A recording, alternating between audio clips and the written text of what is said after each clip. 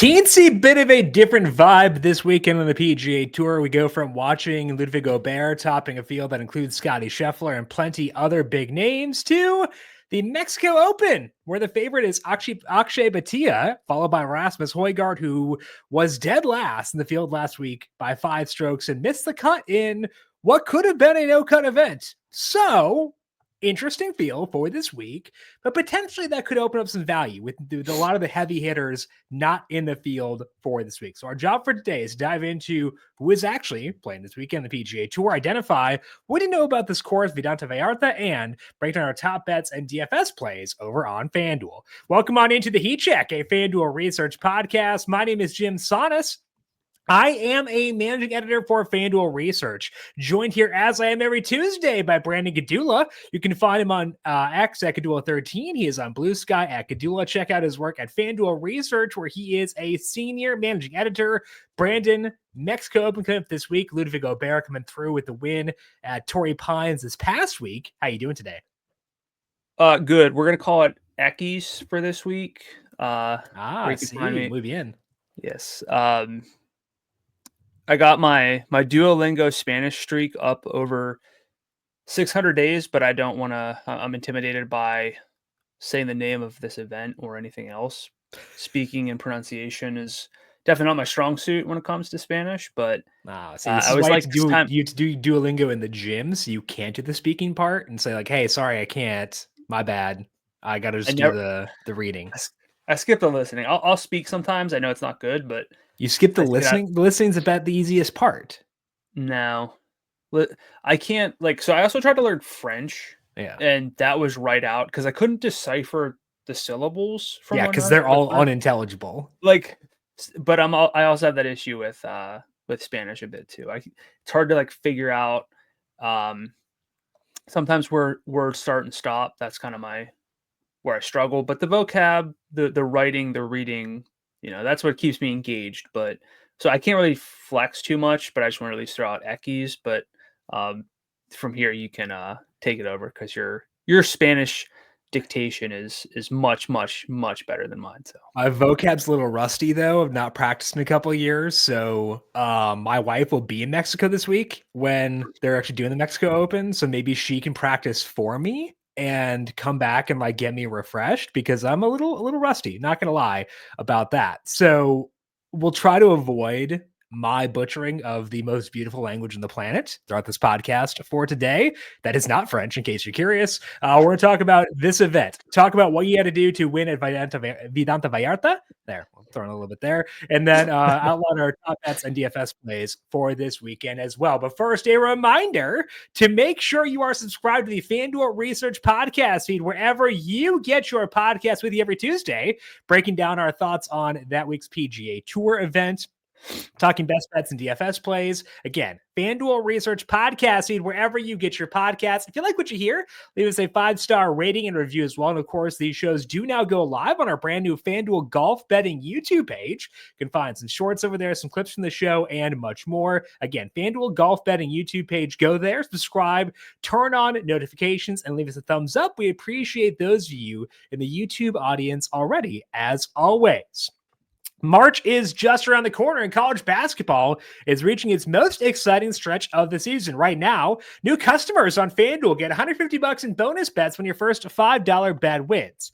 That's $150 to bet on everything from conference clashes to tournament upsets, even who is cutting down the nets. If you've been waiting to join FanDuel, there is no better time. The app is easy to use, and when you win, you'll get paid instantly. So visit FanDuel and get in on the college hoops action before March takes over. Must be 21 plus and present in select states. For Kansas, in affiliation with Kansas Star Casino, or 18 plus and present in DC. First online real money wager only. $5 first deposit required. Bonus issued as non-withdrawable bonus bets, which expire 7 days after receipt. Restrictions apply. See terms at sportsbook.fanduel.com. Gambling problem? Call 1-800-GAMBLER. Or visit FanDuel.com/RG. Call 1-888-789-7777 or visit ccpg.org/chat in Connecticut.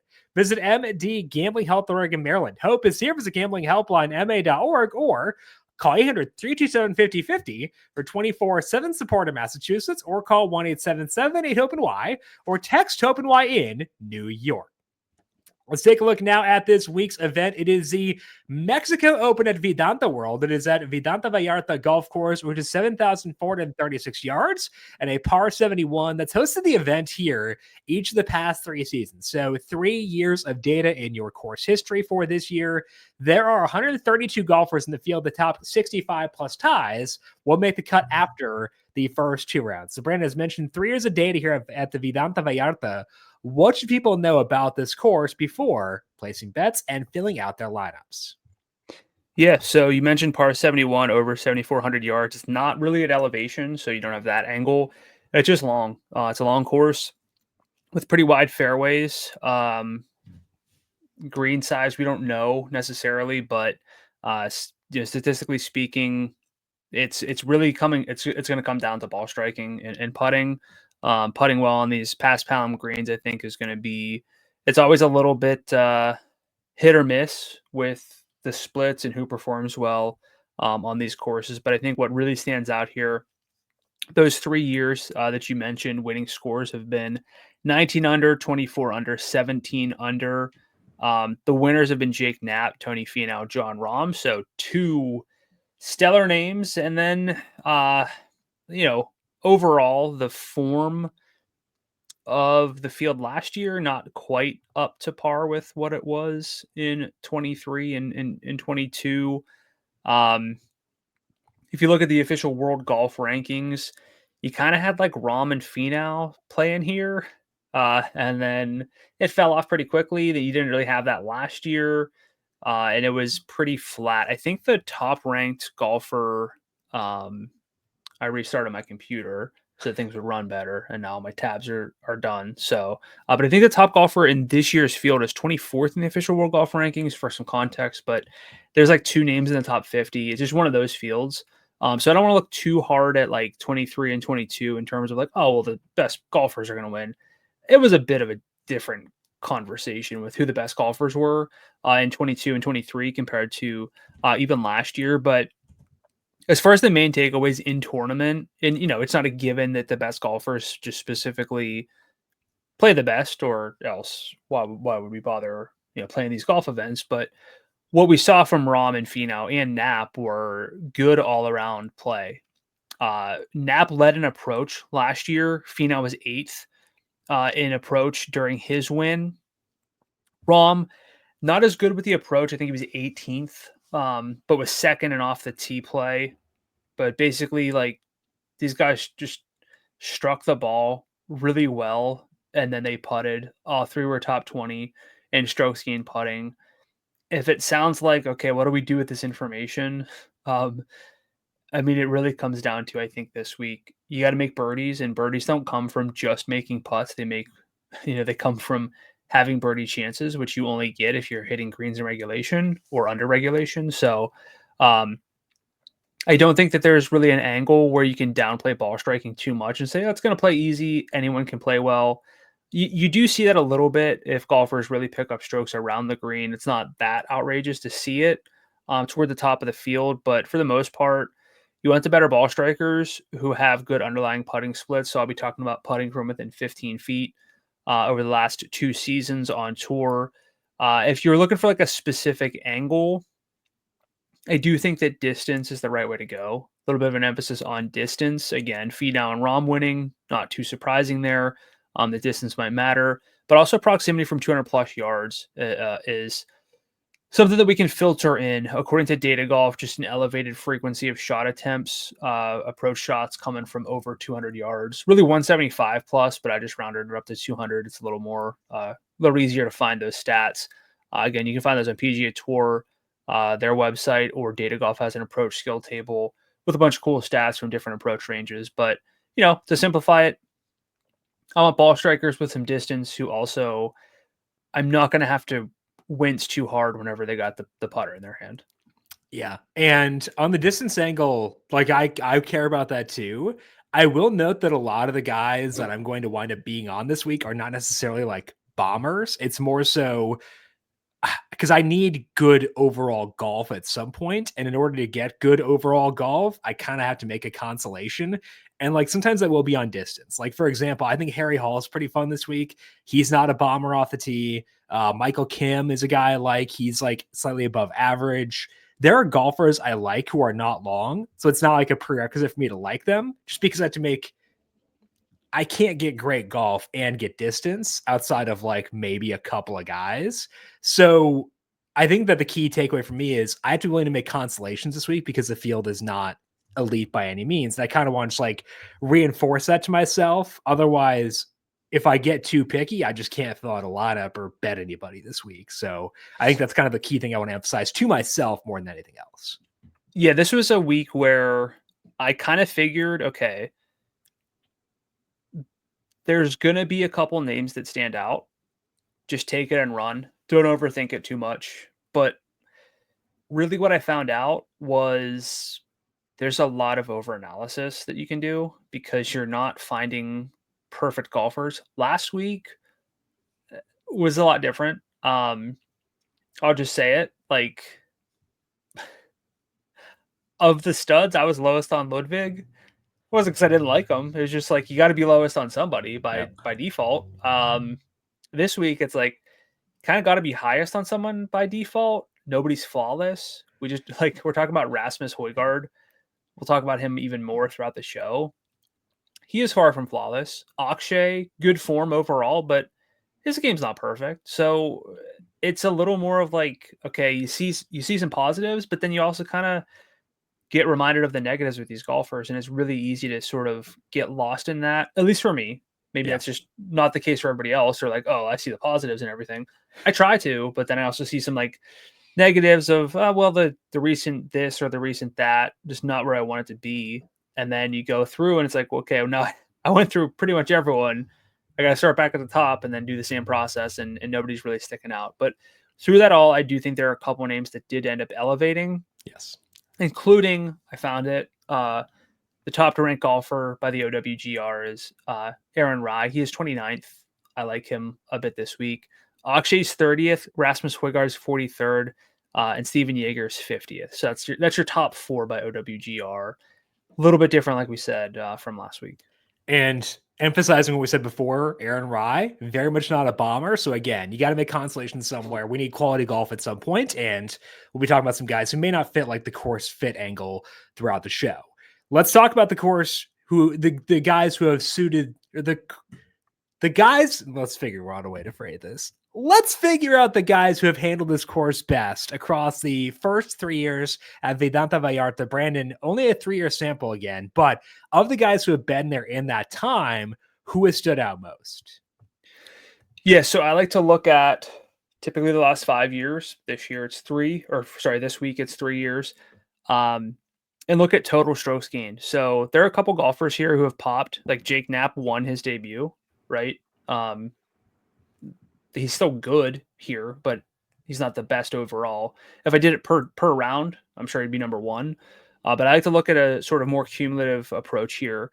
And leading the way then is Patrick Rogers, whose salary is $11,300. He's 25-1 to win on FanDuel and FanDuel Sportsbook, respectively. He's finished 6th last year, and that was after two 10th place finishes to start his career at Vedanta. T3 at Genesis last week while losing strokes gained approach. It's not that uncommon for Rogers to do that, but he can nuke it and he can make putts, which is always fun. But he's also lost approach in 3 straight. Did finish T22 at Pebble recently, so like the form is kind of good enough overall, but the iron's not exactly where you'd want them. Mentioned this name already in terms of the OWGR, but Steven Jaeger's also played well here. Salary's 10-8 on FanDuel, 30-1 to win on FanDuel Sportsbook. He's finished 3rd, 18th, and 15th. T44 at the Genesis, but really good irons. He was 14th in approach, so kind of the inverse of Rogers there. 40th at Pebble for him. And then a couple other names with 3 starts, all pretty good results, 33rd or better in all these, but Emiliano Grillo, 33rd, 5th, and 33rd, and Grayson Sigg, 19th, 18th, and 33rd. For Grillo, he's got 4 straight events with negative approach in 2025, which is kind of wild to think about for the type of golfer we've talked about for years now with great approach play. but he's putted really well lately and on these greens historically. Grayson Sigg was T9 at Farmers and T32 at the Waste Management Phoenix Open. Sorry, the WM Phoenix Open. Always do that. But great irons here in his past.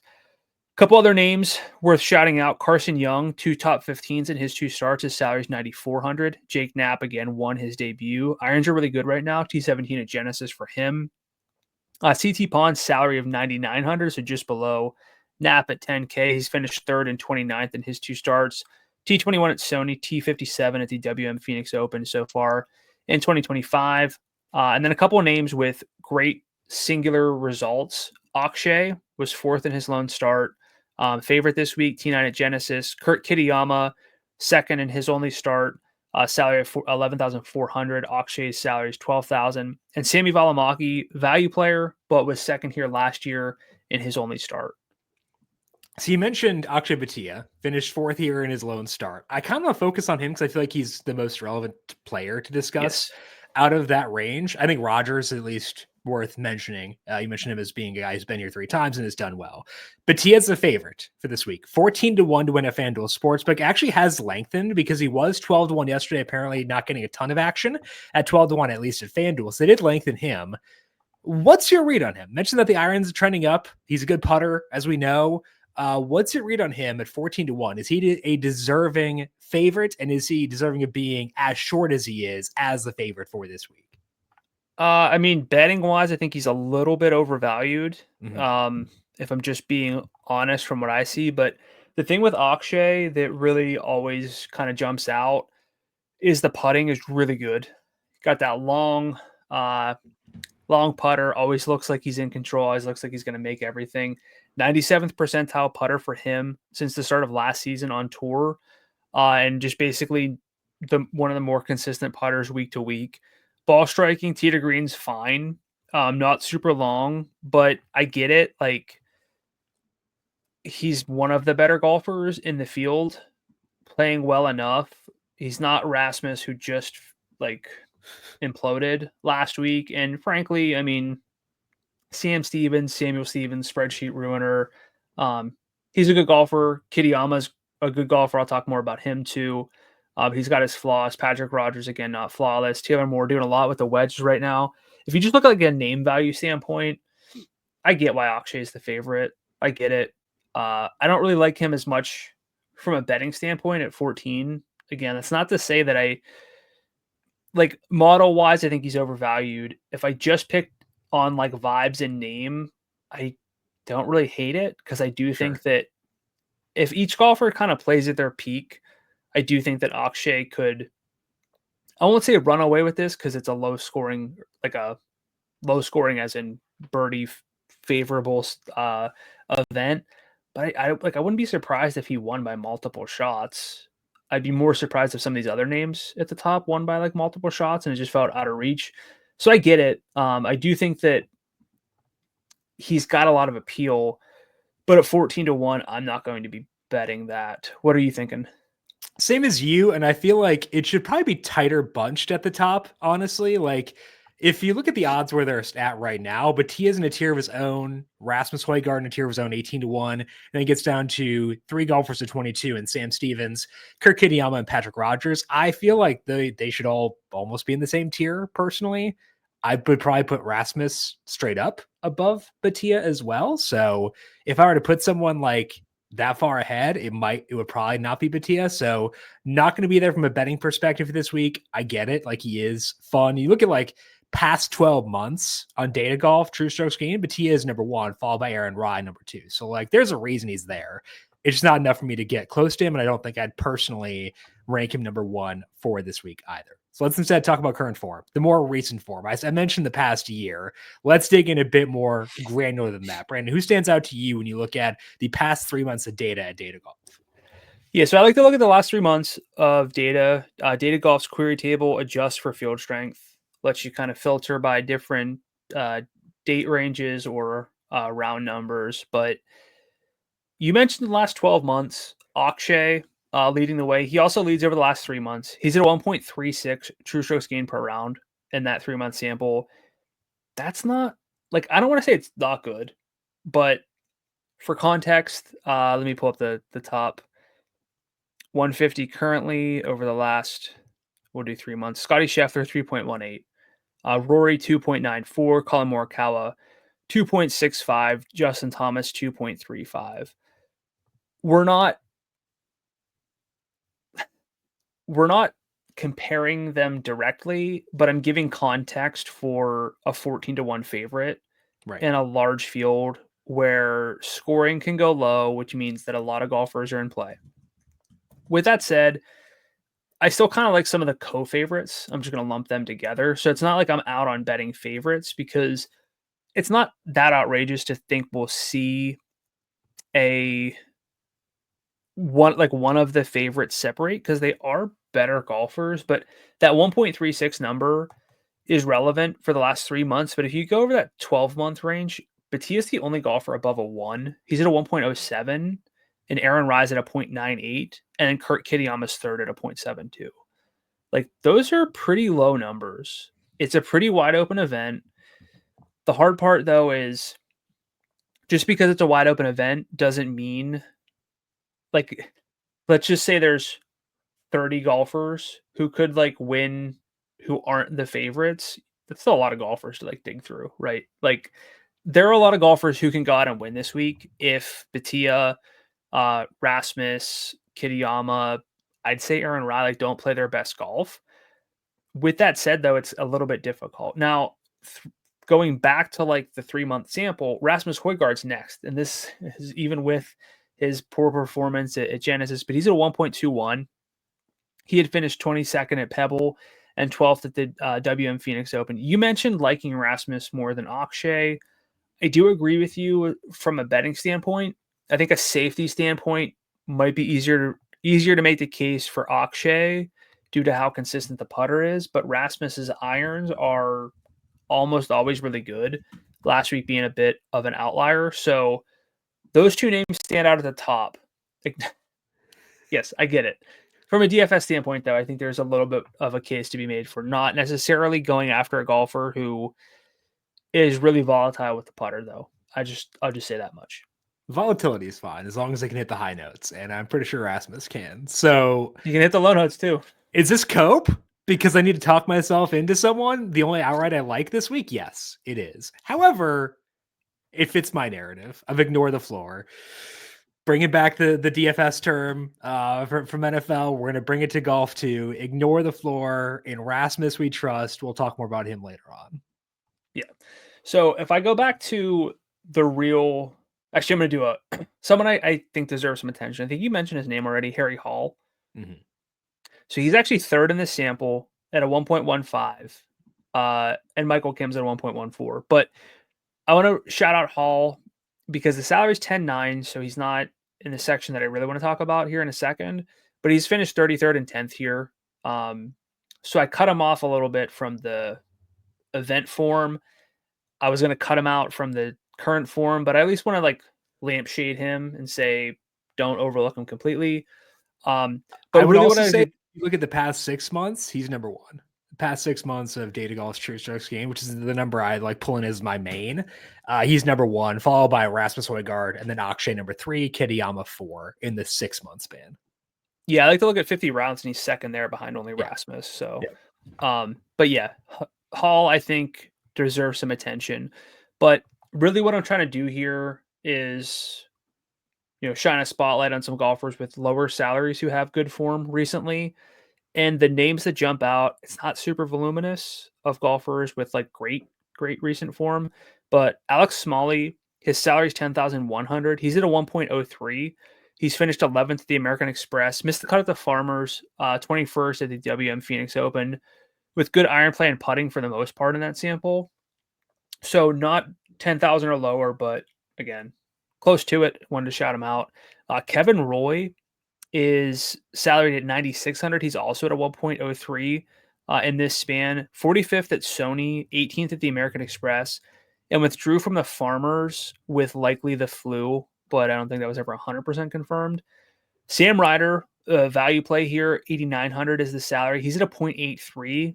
He's been striping the irons and putting well, which is kind of what he does at his best. Top 45 in all 4 starts in 2025. And then Ryan Gerard, 9,100 is his salary. Coming off the Korn Ferry Tour, the 25-year-old's got positive approach in 3 straight in 2025. He's been a good putter. Struck it well 2023 here at this course. So that's kind of the list of golfers with at least 0.8 strokes gained per round. There's a couple in the 7s, a lot more in the 6s. It's not completely like a drop off, but it's just not an elevated list of, or I guess a long list of golfers with elevated form right now. So anybody jump out to you from this tier? Well, we can talk about Kevin Roy and about Ryan Gerard, but like Sam Ryder is actually a name that people who've listened to the Heat Check for a while probably know as like more of an established name. You mentioned for Ryder, iron's pretty good recently. Are you buying the gains we've seen out of Ryder, or enough to the where you'd like be okay with him $8,900 for DFS this week, or do you want to see a bit more before you get back on the Ryder train, even in a weaker field? So, I mean, like long term, 12 months, he's 26th in the field in approach. I know right now what you're really referencing is 4 straight events with at least 0.41 strokes gained from approach per round across the measured rounds that he's had.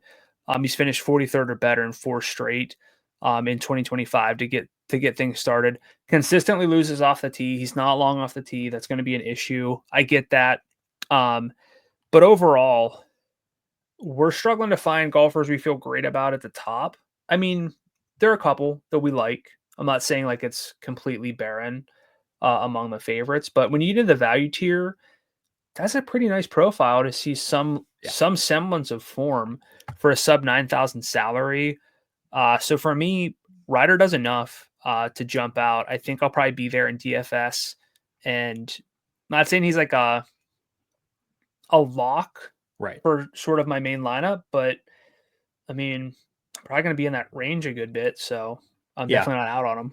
Yeah, I think 89 is a good salary for him. So I do like him. I like Gerard too. He's actually one of my the players I like for DFS this week at 91. Not a sold on Roy just because the salary's higher at 96. I think he's more in like the Gerard bucket where it's like, yeah, I don't mind him, but I'd like a lower salary. I think Roy would be more in play for like a top 20 bet than a DFS play for me if I were to try to invest in his profile right now. Weather for this week doesn't look too bad. It's the same wind pattern both Thursday and Friday, so no wave stacking here. Winds never get above 10 miles per hour, so luckily no torrential downpours for this week. So nothing like we saw at Torrey Pines on Thursday and Friday. Let's take a look now at the betting odds over at FanDuel Sports. We can try to identify our favorite bets of this week. At the top, as mentioned, Akshay Bhatia checks in with a 14-1 odds to win this week, followed by Rasmus Højgaard 18-1, Sam Stevens, Kirk Kitayama, Patrick Rodgers, all 22-1 as well. Brandon, when you look at the outright odds at FanDuel Sportsbook, who are your favorite win bets for this week? So again, I talked about the lopsidedness of the winners here because we had John Rahm and Tony Finau win here at really short win odds. But even last year, Jake Knapp was sort of like a second tier favorite. And that kind of means that we're 3 for 3 with, some long shots getting close, making runs, but not necessarily closing it out. And Knapp, I mean, he won by 2 shots, but really 5 shots over everybody else. Like, I think there's something to be said for this despite this not being the best, deepest field, that it's enough of a test with added length and being able to make birdies that I still want access to some of the better golfers, and it's putting me toward the top of the board. And I'm okay if I have a consolidated board towards the top this week because there's decent numbers, and there's no such thing as a Scheffler at 4-1 or a Rory at 10-1, anything like that. But Rasmus Højgaard, a name we've been talking about for a couple weeks now, 18-1. Yeah, he finished last week by 5 shots, but like it's not that outrageous that he's the second favorite this week because he's been golfing really well for a long time. In 1 week, really 2 rounds of data in conditions is not enough to sort of, unless it shakes his confidence to the point that he can't really golf anymore to this level, then sure. But I'm not really going to operate under that assumption. Over the last 50 rounds, with the field strength adjustments factored in, Rasmus is just the best golfer in this field by a pretty good margin. He's at a 1.22 true strokes gained per round according to Data Golf, with nobody else above a or sorry, a 1.06. And only 4 total names are above a 0.78, which is a pretty solid like shot margin over a lot of the field. It's a little bit Scotty Scheffler-esque, just on a very low, like take Scheffler up here compared to everyone else. It's just like down here more. But realistically, it's a pretty big margin. My model likes Højgaard well enough at this number. He's long off the tee. He's a great iron player. He's got to shore up the putting. But honestly, at 18-1, this is a good spot for Rasmus to sort of, break through in Mexico. So I like Rasmus, but I kind of feel like I'm not alone in that this week. You very much are not. We talked before about how if we were making consolations, you got to make consolations on something. So with the TA, you got to make consolations on. Irons haven't always been amazing. You look at a larger sample, they've been more just okay, not the longest off the tee. If you're looking at a guy like Kitayama, dreadful putter, that's a consolation to make. Rogers, the approach play is never amazing. What? We'll talk Kurt Kitayama. He's not a dreadful putter, but continue. Okay. You're gonna have to convince me on that one. But like talking about making consolations, the consolation I am most willing to make is a guy stunk for 2 rounds when it was a monsoon. Like that's fine by me. And that's what we have with Højgaard. So I agree that he's the best outright to win for this week at 18-1 because what he was doing before then was really, really impressive. The irons, we talked about this when he made his 2024 tour debut at Pebble Beach, how the irons were really good in the DP World Tour, had a bunch of good finishes there, and the irons were good both at Pebble Beach and the WM Phoenix Open, and we know he can launch it off the tee. He's an okay putter. Like the short game overall is pretty good. I don't want to freak out because he struggled for 2 rounds in bad conditions. I had him last week in DFS, so I should be like burned by this guy, and I bet him last week too. And like had to stare at that like in my like tracking app of like, hey, you bet this guy. Hey, don't forget you bet this guy throughout Saturday and Sunday when he missed the cut in what again could have been a no cut field depending on where the scores wound up. So it's like I should be off this guy based on like being burned by him recently, but I can't get off. I just think that like his profile, he fits the course. He's an ascending golfer. It's kind of what, I think is fun. This kind of events. I think that he is the best outright in the field this week at 18-1. I don't disagree. There's only one name that I consider sort of in his tier from a betting standpoint. And it is, tell me which of these stats you think make Kurt Kitayama. I didn't scroll down the rundown. Oh, man. Tell me which of these stats makes you think Kurt Kitayama is a bad putter. Over the last 50 rounds, he's 102nd in this field in strokes gained putting. Is that bad? Yes. Why are you asking that? Over the last 12 months, he's 92nd. Is that bad? Yes. Is this a joke? Is this a trick? Since the start of last season, he's a 44th percentile putter from within 15 feet. That's close to the PGA Tour average. Close enough. It's 55th in this field. He's the 7th percentile putter on putts from outside of 15 feet. Eventually, something's going to fall in, and you're going to get access to Kurt Kitayama, who at his peak is probably pretty easily the best overall ball striker in this field. 6th off the tee, 5th in approach, and also 26th around the greens. Not a key stat for me this week, but you'll love to see it. He has he's won the Arnold Palmer Invitational. He can go out and win this, and it's not going to surprise me at all. If I'm looking at a secondary name at the top of the board, it's going to be Kurt Kitayama pretty convincingly. I like Stevens. I like the potential. Patrick Rogers, I get it. Taylor Moore just doing a little bit too much with the wedges right now. Kitayama and Rasmus, I'm okay to start my card with an 18 and a 22 and just not do a whole lot else, honestly, in terms of outrights and move on because this field, again, it is kind of wide open, but historically it's still won by the better golfers by the end of it. And frankly, to me, Kitayama, one of the best this week. So I will to back you up here for a second, despite my confusion about the whole, is that bad? Yes, it's bad. To back up your point. That was a bit, yeah. Okay, good. So past 6 months, true strokes gained. Kitayama's fourth in the field, and that counts the putter. We talked, and like you made the Scotty comp with Rasmus. So let's just continue doing this tongue in cheek. We talked about this with Scotty in 2023, towards the end of the year, where he kept losing like a stroke per round on the greens. We were like, you look at his data golf numbers, he still leads the field in true strokes gained after you count in the putting. You don't want to double count having a bad putter. Like that's accounted for in this number, and he's fourth there. So I get it. I do understand. I don't think that he's like a bad pick at 22-1. It's just like it does make me uncomfortable. But like I think to your point, that's accounted for in the number. Like if he were neutral with the putter, he'd be shorter than 22-1. So we want to make sure we're not double counting the fact that he is abysmal. Sorry, 44th percentile within 15 feet. He's not abysmal. Yes. He's not good. He is bad. He's a bad putter. He's not a good putter. Yeah. Better days should be ahead for him. Sure. I'll use your 6-month sample. Over the last 6 months. Let me set a minimum because there's two names with only 8 shot link rounds here. So at least 2 full events worth, or sorry, more than 2 full events worth of shot link data here. Kurt Kitayama, 1.71 true strokes gained tee to green, 1.71. Jackson Super's next up. He's got 8 shot link rounds. Scott Piercy, 8. Michael Kim is next up at a 1.02.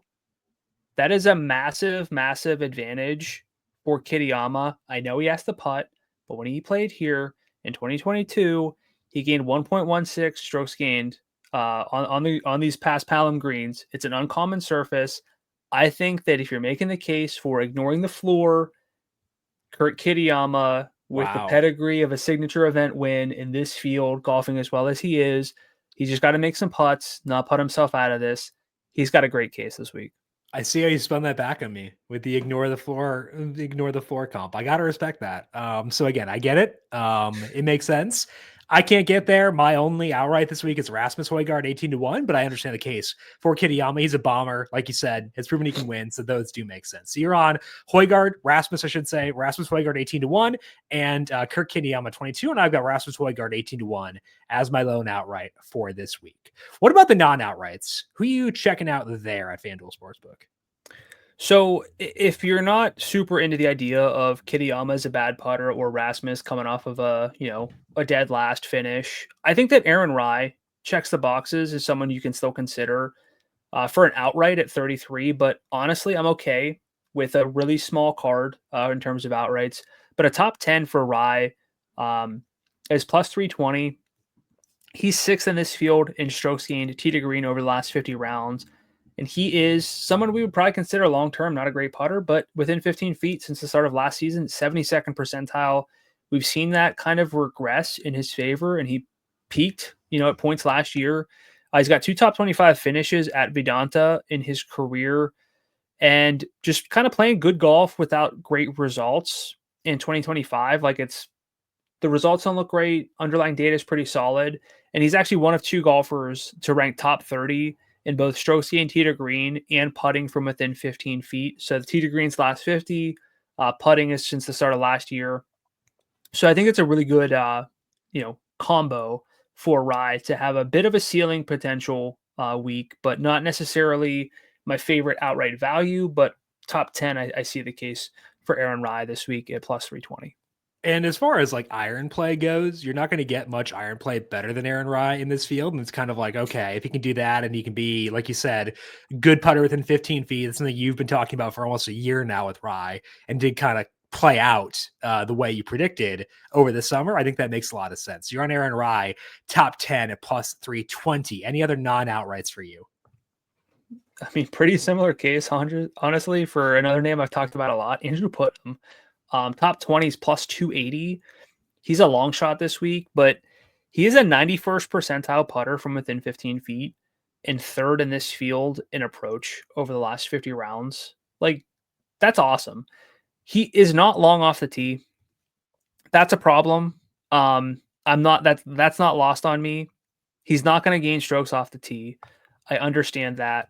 But if you want a good overall golfer at a solid number, I mean, Putnam makes sense to me. He was 24th here last year. did miss the cut, or sorry, in 2023, did miss the cut in 2022, but it's a good amount of form and like course knowledge, and the recent form is there. He's at a bit of a disadvantage, which is why I don't want to go too much higher for a top 10.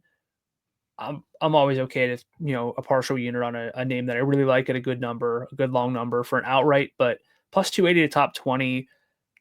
I mean, he's been striping it with the irons. So I like putting him top 20 this week. And Putnam goes to a lot of courses where he's at a disadvantage with the distance, and he still does fine. And you're not asking him to beat everyone. You're asking him to finish top 20, and it's plus 280. I think that makes sense. So you got Putnam plus 280 to finish top 20, and Aaron Rye finished top 10 at plus 320. I have a top 20 bet that's around the same area. I'm going to Chris Ventura, currently plus 330 at FanDuel Sportsbook.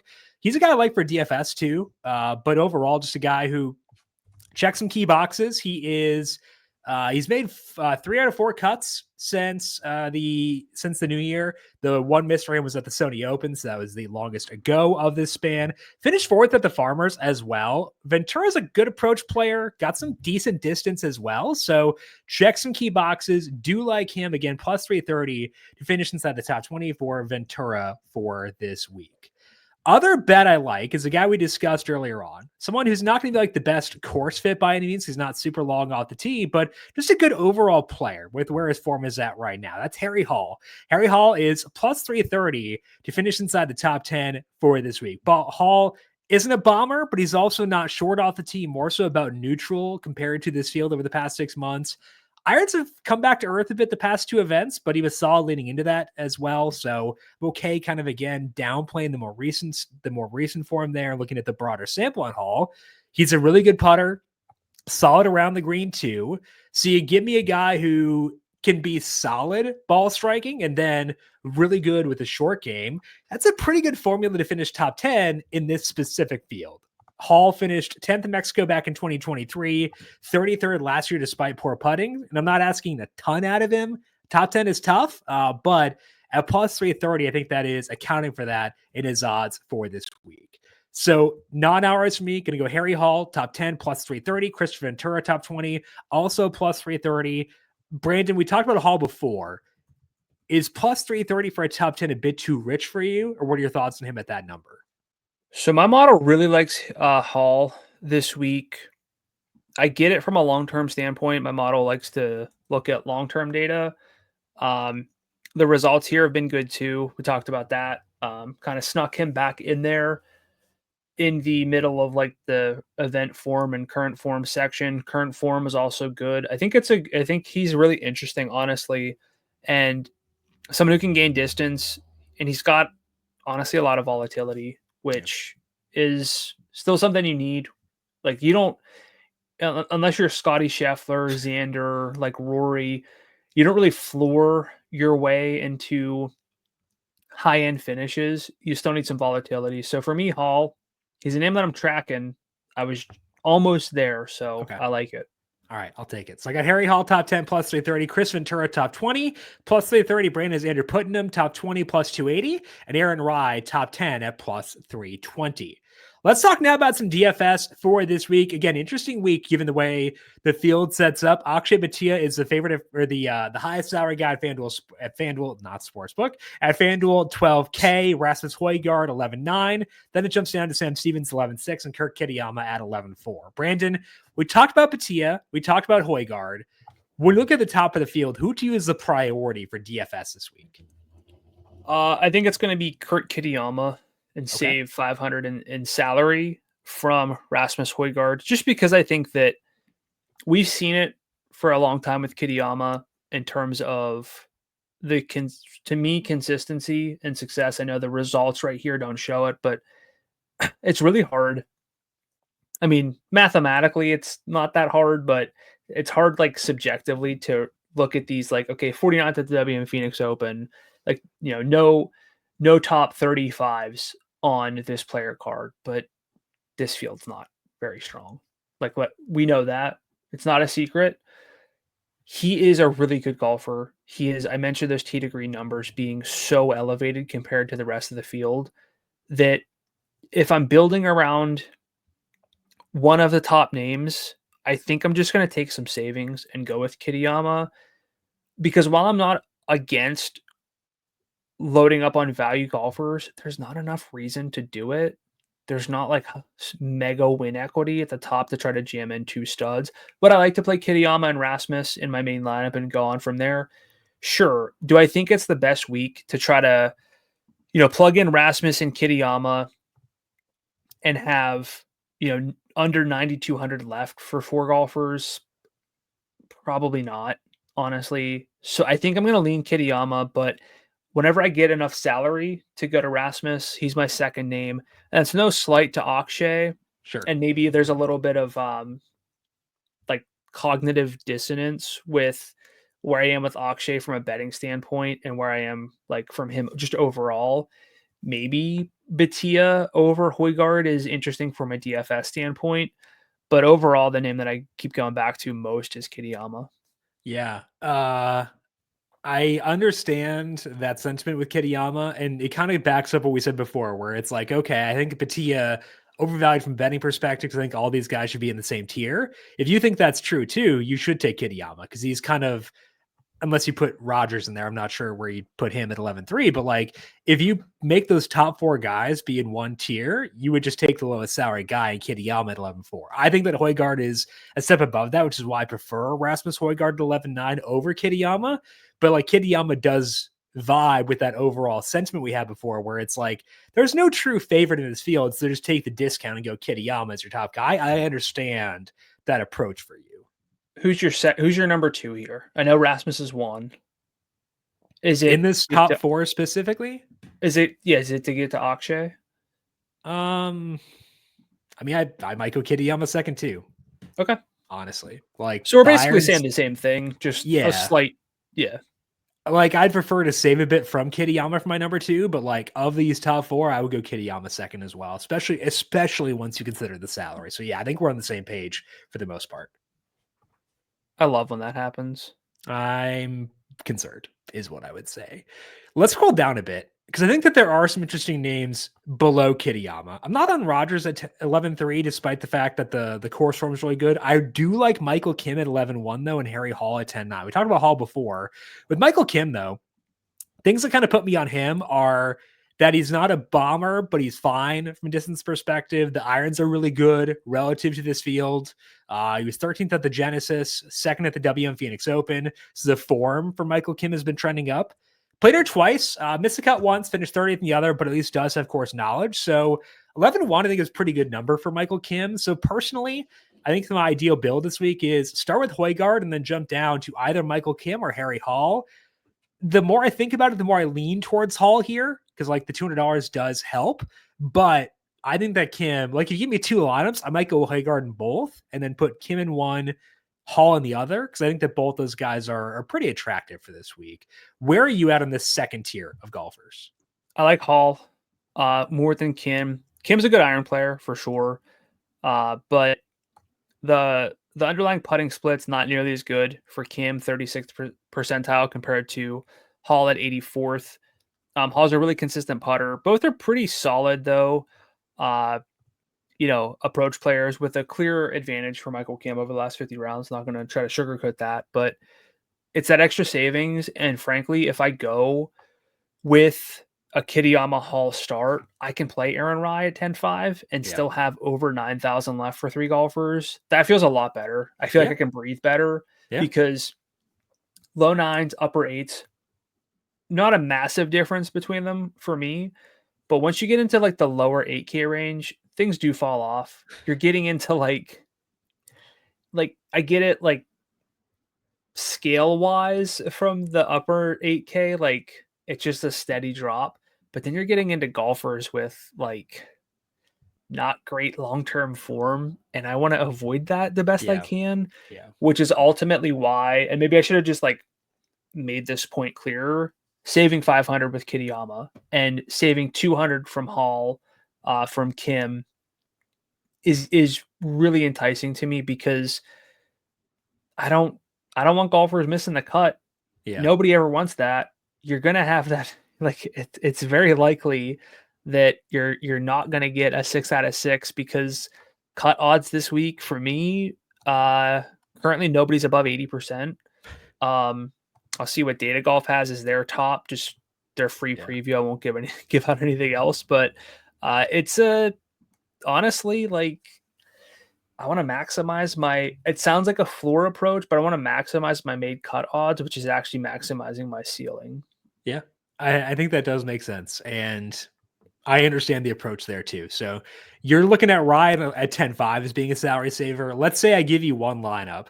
It does require unique construction to get there at 10-5. Do you think that you're likely to go with that approach where you have three guys at Rye and higher? Kitayama, Hall, and Rye is my preferred start. Okay.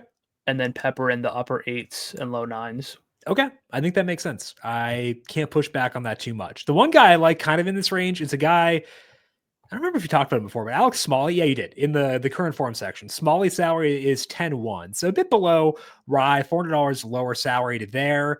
Probably the best iron player of the guys in the mid-range. The distance hasn't been good recently, but he can be decent there. He can putt well too, so I do like Smalley.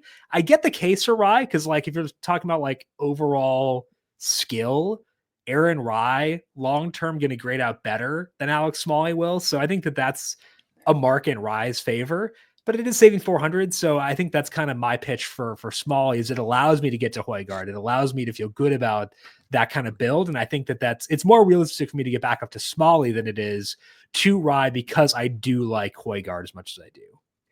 I think where we're differing most here is that a 2v2 of Ryan Kitayama. It's the same salary, I think, actually. Smalley and Højgaard. Yeah. I mean, it's $100 difference, I guess, but I'm okay with that because I do think Rye is, I don't want to say undersalaried. I think he's fairly salaried, but usually when you get a weaker field like this, like FanDuel's pricing guys consistent with what you typically get for any event. Right. There's no one at 13-2 or 12-5, but it's not like, everyone's just listed at 10,000 and you kind of go from there. But Aaron Rye, frankly, he could have been 11,000 and be like, I probably won't get there, but he happened to be at 10.5 and I like that. So I'm going to get to Aaron Rye. And I feel like this gives me a chance to get three of the better golfers without really breaking into the value tier to a massive degree. So for me, Kitayama Rye is my preferred 2v2 there. I think that makes total sense. I can't push back on that too much. Again, given that I do like Kitayama and do like Rye as well. Let's scroll down into the 9K range. Honestly, the upper 9 range is not really anything that draws me super, super in. Like I looked into Nicolai Højgaard, just, given that he has the distance that we want. His stats in the DP World Tour over this winter were not as good as Rasmus's, but they were still fine. I looked into him. I couldn't convince myself at 98 that he was a guy I needed to use.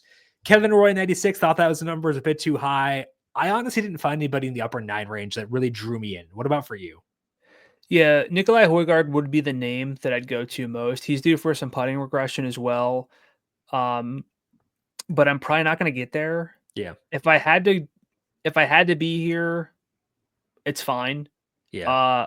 Long, good irons, putting regression candidate, kind of a simple checklist this week. Sure. But I'm probably not going to be here too often. If I really want to get to, maybe a Højgaard stack, that's fine.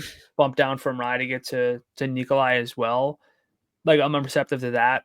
More likely, I'm probably going to go Rye over Harry Hall in a sense and see what that gets me a little bit more freed up. But I would say that above 95 and really 210.5, Nicolai Højgaard's the name I like most. Yeah, I'd agree with that. And I agree with your sentiment too, where I'm not likely to be there. So let's go down to 95 and lower. What drew you in the lower 9,000 range, which to me is a decently better tier than the upper 9 range? Andrew Putnam. Talked about him, but third in approach over the last 50 rounds. Great putter from within 15 feet, 91st percentile since the start of last season on tour. Subpar putter from beyond that, so kind of due for some regression. He's just a better golfer than I think he gets credit for. He's not amazing, but he's really good at the stuff that matters and kind of translates a lot. So he's consistently someone you can recommend. I know that the distance is a problem, but at 95, to me, it's still accounted for. He's not someone I would rearrange salaries to get to because of the distance, but for a flatter lineup, or if he's my maybe I go with a Kitayama Rasmus start and put him as my third name. I could see that happening. I could see that too. I don't mind putting him in 95. I prefer Mac Meisner, I think, at 94, kind of the same range. He's also not great off the tee by any means, but he's about neutral from a distance perspective. Meisner, irons, really good the past 6 months, been good around the green, not a great putter by any means, but like, I just think he's a decent overall golfer and a guy who can spike with the irons. Like from an all around play perspective, that's not bad for 94. You've been on Meisner in the past. Any particular thing pushing you off of him here? I just think that there are better long-term golfers Yeah. around his salary. Mostly Putnam, Yeah. but from beyond that, just kind of maybe trying to save some salary and go Yeah. down. But like Eric Van Rooyen's a better long-term golfer. I think he's somewhat interesting. EVR was like one of the betting favorites here last year. I pulled up my like sheet just out of curiosity. Finau is 7-1, and it was so it was Finau at 7-1, I believe. Nicola Højgaard was the number 2 betting favorite. He was 16-1. Steven Yeager was 22. Grillo is 70 or 22. Thunderbear Torbjorn Olsen was in that range, but then EVR, I guess EVR was 35, but his salary was 10-3. So it was like, still definitely up there. Yeah. I mean, I'd probably rather go there. I know the form's not flawless right now, but yeah, I mean, I don't know. It's like long-term form, I guess. That's kind of where you get into that conversation of long-term form. And honestly, course fit, I think, is good for EVR, but this is where things get kind of gross. And if things are getting gross here, I also don't really sometimes I'll probably sound contradictory and say if things are getting gross here, might as well just save salary. But really things get a lot worse lower than this. So it's not as flat as I would want it to be. So I want to make sure that I'm receptive to I know I'm kind of jumping here, but a Sam Ryder at 89. That's why I keep kind of going back to someone like that. A bit. So, who jumps out to you in this sort of below? We'll say below 94, I guess. Yeah. Only other guy I had to highlight here was Ryan Gerard. You had talked about him before in the current form section. His salary is $9,100. So a legit value play. Really solid the Corn Ferry Tour last year. He's made 4 out of 4 cuts in the PGA Tour since the start of the fall when he transitioned or graduated from the Corn Ferry Tour. Irons have been good in the 3 measured events he's had in this time. Putting well as well. He played here back in 2023 and did make the cuts. So got some course knowledge. Decent numbers on the PGA Tour since he graduated from the Corn Ferry Tour. I think that's enough at 91. They think that's also kind of indicative of how iffy this range is. If I'm like, yeah, I feel pretty good about Ryan Gerard in this range, but at 91, I don't mind it. He's kind of the other guy around here I felt drawn towards. Yeah, like Chan Kim's fine, but look, I can't build a case for any name down here, honestly, with a ton of confidence. It is what it is. Yeah. It's not to say I'm not playing anyone down here because I definitely am. Yeah. But I think I'm kind of mostly looking at Sam Ryder in this tier below 9K. I do like Chris Ventura. We talked about him a bit earlier on, but salary $8,800 for him. I like to finish top 20, but also from a DFS perspective, doesn't gain off the tee despite having quality distance. So maybe he can do better at a super, super wide fairway course. He's gained an approach in 4 of the past 5 tracked events. That's encouraging too. 88 for me makes sense on Ventura. I don't mind Ryder. I think you're going to talk me into him at 89. Looked into Joe Highsmith at 88. Data Golf is pretty high at him this week. Hack game is bad, but that, can't have everything. Got to make consolation somewhere. So Highsmith, Ventura, Ryder were the primary guys I thought of down here. Anyone else stand out to you below 9K? Chris Ventura is someone also sort of on my short list, even though he's a spreadsheet ruiner. But yeah, it gets really gross. I mentioned Chan Kim in passing, Highsmith at 88. I don't really want to dig below. Highsmith might be my low water play. Okay. This week at 88, because I don't think you're getting a whole lot else in terms of true win equity. from really anybody else down here. That's fine. Hey, I got one of those when I was at the beach this last year, and it was great. So You bought a bucket hat? yeah, I don't do well Do you in the sunburn sun. easily? Yes, but mostly I get exhaustion like right away. So it was nice Interesting. to pop that on. I do the sun shirt. I got the hood. Sun shirt's a I good don't call. I don't like being outside enough to get sunburnt. So I'll just I wear don't the like being sun shirt. outside right now. I'll tell you that. It's like -2 here, so I'm on board of that. But We like, got a -10 wind chill. So yeah, yeah. I can get on board with this for sure. Okay, who are your loves for DFS this week, regardless of salary? Kitayama, Rye, and I want to throw Putnam in there. I know he's not going to fit my basic build. Yeah, And then probably Sam Ryder are my top 4. Rasmus Højgaard is my only love. I think. That's I get it. I think we talked through like the logic behind Yeah, all this. yeah, Everybody has some sort of hang up yeah. with Kitayama. I know the putter could just suck. I thought you said he was amazing at putting. No. They said he's not a terrible putter. I heard he's amazing. I heard best putter on the planet. That's what I heard. Aaron Rye, not super long, but same for Putnam. Just like everybody's got some issues here. Yeah. So I'm okay going with like some more long-term form. Sure. Letting that do the talking for me. So someone like Sam Ryder is going to be kind of fine from that perspective. I think that makes sense. So my love is Rasmus Højgaard. My likes: Michael Kim, Harry Hall, Alex Smalley, Mac Meisner, Ryan Gerard, Christian Ventura, Sam Ryder. All guys I'm okay with, but to me, Højgaard's the one I like actually love for this week. Let's finish up here with our win picks. You beat me in the bobblehead again. I suck at this, so you can pick first or fourth or second and third. I'm guessing you're going to pick first and fourth because I don't want Kitayama, so you're going to take Rasmus from me. Can I just assume? Is that okay? Just keep going. See what else you got. See if you can get the rest. All right, so you're going to take Rasmus Højgaard. I might just double dip.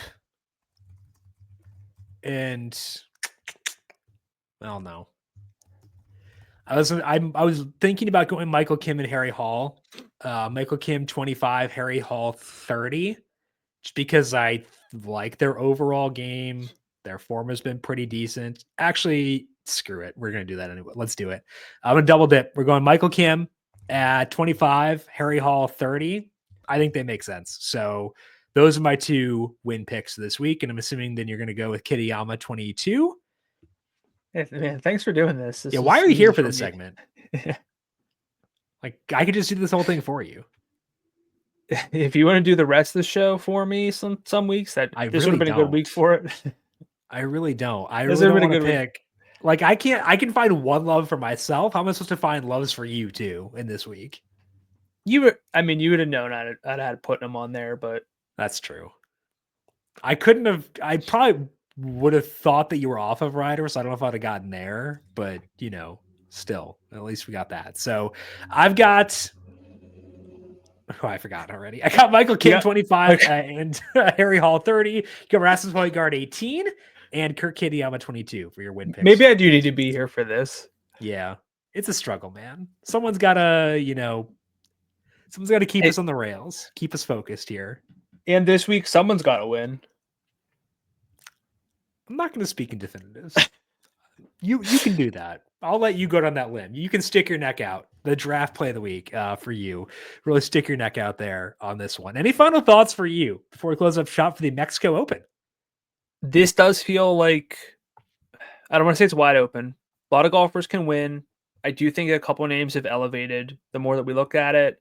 But there are also some names that we just kind of glossed over. It sounds like we're a little bit low on Akshay. That's not necessarily the case, but it's a really easy week because when equity is so flat among everybody, it's a really good week to figure out sentiment and just maybe consider building lineups where nobody's talking about Sam Stevens, for example. Sure. Leverage is a real thing in PGA DFS. Not as much with betting, of course. I mean, there's some element of it, but it's different. So if you're building DFS lineups, I think there are a lot of different ways, or a lot of ways to be a little bit different. and you're not necessarily fading Scotty Scheffler to be different, which is a nice place to be for those of you who love the game theory behind PGA DFS. Even if we did make the case that both Rasmus Højgaard and Kirk Kitayama are secretly Scotty Scheffler, yes, you are not fading Scotty Scheffler for this week. That is all that we have here for today on the Heat Check. As mentioned, though, we're on YouTube every single week. We'll put this show up every Tuesday over on the YouTube side of things, the FanDuel Golf Betting YouTube page. Go there, subscribe, turn on notifications, leave us a thumbs up. We appreciate those of you watching YouTube as always, and also check out the FanDuel Research Podcast feed wherever you get your podcasts. Brandon, people have questions for you on social media. Where can they find you there? I'm on X at Gdula13, GDULA13, and on Blue Sky at Gdula. I'm on both X and Blue Sky at JimSannes. You can find FanDuel Research on X at FanDuel Research. Big thank you to our YouTube producer, Justin Lane, for his work on the video side of things.